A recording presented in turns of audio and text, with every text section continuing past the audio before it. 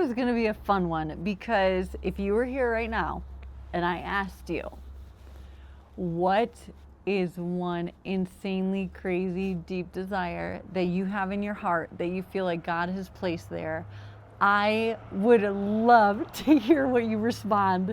I think dreams and desires are so important, and I think God so often in our lives He just far surpasses any dreams or any desires that we could have.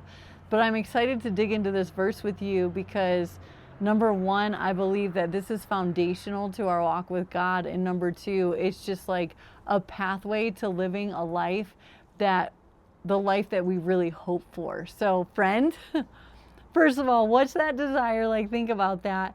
And then secondly, here's the verse that we're studying. It's Proverbs 37:4. Delight in the Lord, and He will give you the desires of your heart. Now, I'm just going to be honest, because this is my verse that I am standing on and believing and memorizing and meditating this year, because I feel as if it's so important. I think a lot of my life, confession session, I lived delighting maybe in the work of the Lord, if that makes sense. Like, I delighted in the dreams, I delighted in the visions, I delighted in the work of the Lord rather than the Lord of the work. And so even though I would spend time consistently with the Lord and I would love on Jesus throughout the week, like, I was in my quiet times, I was in the Word, I was praying, I was serving, I was on staff at a church, I think that sometimes my delight in the work of the Lord just overshadowed my delight in the Lord. And I am telling you, you got to ask the Holy Spirit for help on this one, because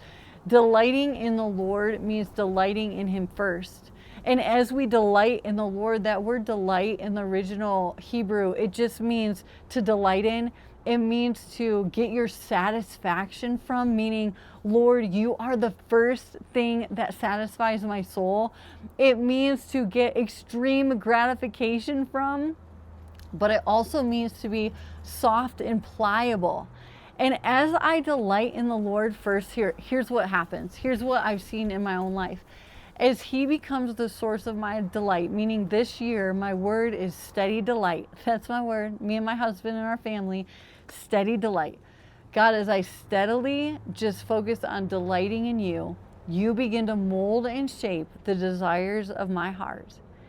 And then I see those desires come to pass. Now, those desires are amazing when they come to pass, but because I'm delighting in the Lord every day, I'm just already satisfied in the core of who I am. So this verse has been so transformational for me.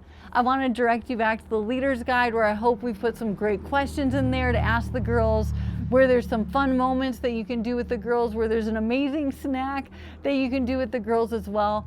But most importantly, I want to challenge you to just get before the Lord and say, God, I love the dreams and desires, and help me to dream like God-sized dreams that only You can fulfill. But God, even more than that, I pray that You get me to the point where You are the dream, where I can delight in You steady every single day. And God, where my relationship and my delight in You is what satisfies my soul, because only You can satisfy those deep areas of longing in my heart and life. So, man, this has been a journey for me, if I'm going to be honest.